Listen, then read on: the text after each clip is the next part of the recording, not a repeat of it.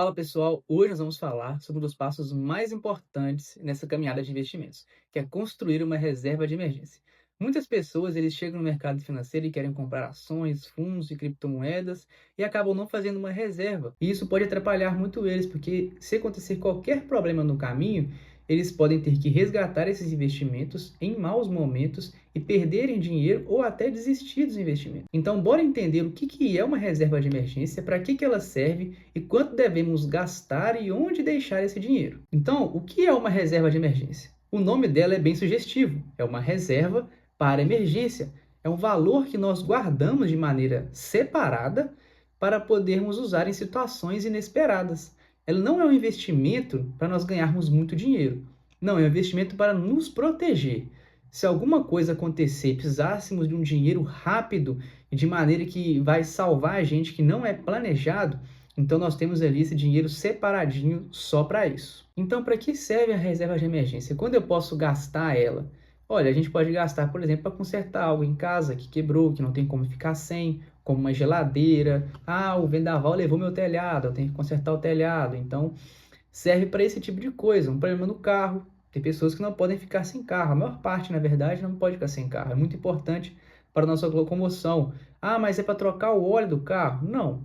Esse é um gasto que a gente já espera. Então, já deve estar no nosso orçamento que alguns meses do ano vamos trocar o óleo do carro. Ah, mas aí tem um problema no motor, alguma manutenção muito cara que eu não achei que ia acontecer, que algum problema que ia acontecer, bati o carro. Ah, aí sim, é uma reserva para esse tipo de emergência. Outra coisa, uma viagem inesperada.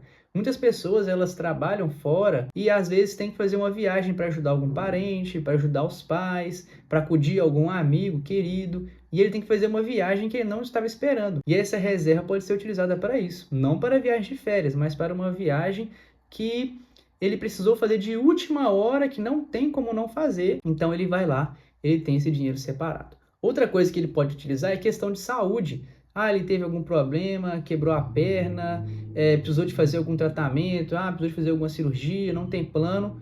Então ele tem ali a reserva de emergência, ele pode usar questões de saúde, até porque saúde quase sempre é uma questão emergencial mesmo. Pode utilizar também questão de desemprego, ou então se ele perder alguma fonte de renda e ele não consegue sustentar ali a sua vida por um tempo e ele precisa dessa reserva, ele pode utilizar. Caso ele esteja desempregado, ele perca aí alguma renda que ele tem. O objetivo da reserva, pessoal, nós não podemos esquecer disso, é não precisar recorrer a empréstimos, ao cartão de crédito, porque aí aqueles juros do cartão de crédito é muito alto, ou o constrangimento de pedir dinheiro a alguém. Galera, é importante ressaltar que a reserva não serve para algumas coisas, como por exemplo, comprar um celular novo. A reserva não serve para isso. Ah, comprar uma TV nova, eu quero uma TV maior, mais bonita, fazer uma viagem de férias. A reserva de emergência não serve para essas coisas. Essas coisas não são emergência. Ah, quer dizer que você não pode comprar uma TV nova, um celular novo? Claro que pode, mas não use o dinheiro de emergência para isso. Se planeje com o seu orçamento mensal e coloque essas coisas no seu orçamento. Mas não tire dinheiro da reserva para comprar esse tipo de coisa. Só toca na reserva de emergência se for uma emergência de verdade. Então chegamos à seguinte pergunta: qual o valor ideal da reserva de emergência?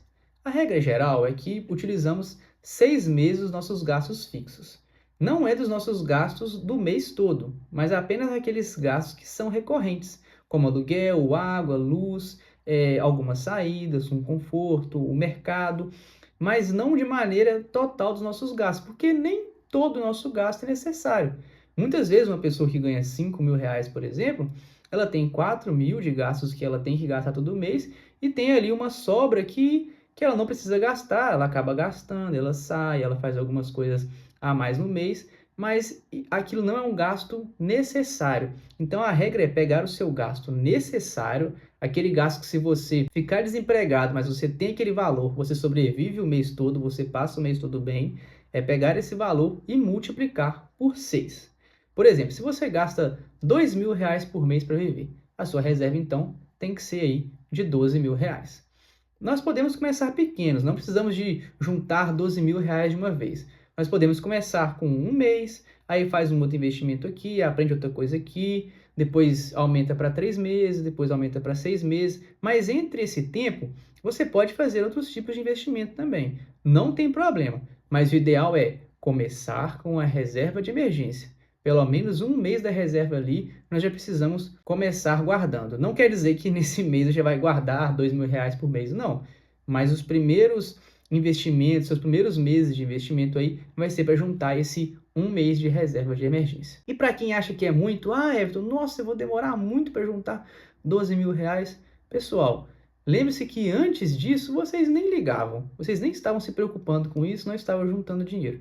Então agora que vocês estão se preocupando, comecem do jeito certo. Onde então nós podemos deixar o dinheiro da nossa reserva de emergência? Então ela precisa estar em um local seguro e com liquidez diária.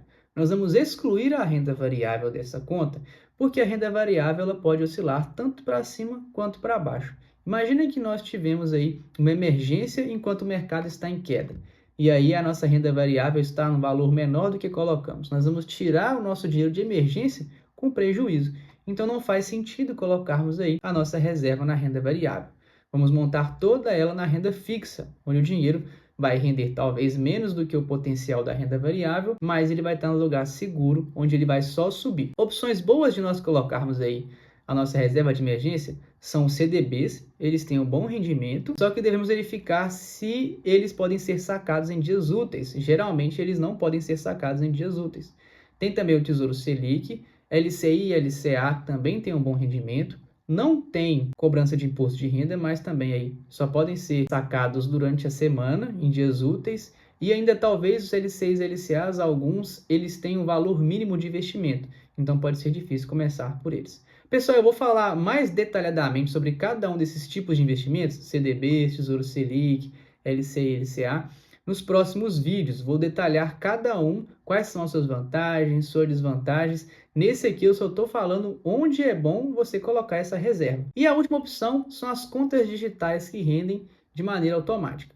Eu particularmente gosto das contas digitais que rendem de maneira automática, porque o nosso dinheiro vai estar protegido, ele não vai perder o poder de compra, né? Se deixarmos o nosso dinheiro aí guardado numa conta corrente de banco que não rende nada, nós vamos perder ele para a inflação, né? Nós sabemos que as coisas não custam sempre o mesmo valor. Uma Coca-Cola, quando eu era criança, aí, entre 15 e 20 anos atrás, custava R$ 5.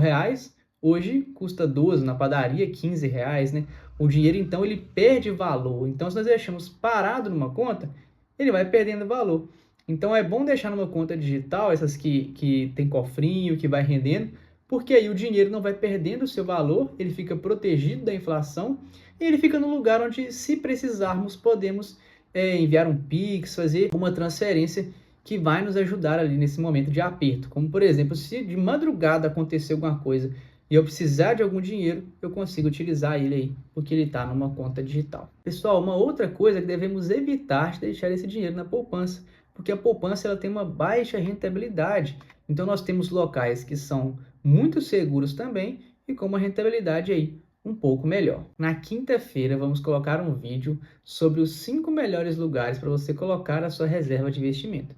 Lembrando que não são recomendações de investimento, mas vamos analisar critérios para ver aí quais os 5 melhores locais para colocarmos esse investimento. E uma dica extra, pessoal, para quem já tem a reserva montada, é não deixar esse dinheiro parado. Muitas pessoas já têm aí um dinheirinho guardado, uma reservinha montada, mas eles acabam deixando esse dinheiro parado. Pessoal, não façam isso, vocês estão perdendo o poder de compra. Coloque em algo que renda, pelo menos o suficiente para não perder para a inflação. E lembre-se, o foco não é ganhar muito, mas é não perder poder de compra. Podemos concluir, então, que ter a reserva de emergência é dormir em paz, sabendo que se algo acontecer amanhã, você já está preparado, você consegue dormir tranquilo. É isso que te dá liberdade para investir sem medo. Então, se você ainda não tem uma reserva, comece a fazer essa reserva hoje, mesmo que seja com pouco valor, mas comece a fazer. E se você já tem, revise se ela está num bom lugar. E você aí, me conta, você já tem sua reserva montada ou ainda está construindo? Coloque aqui nos comentários.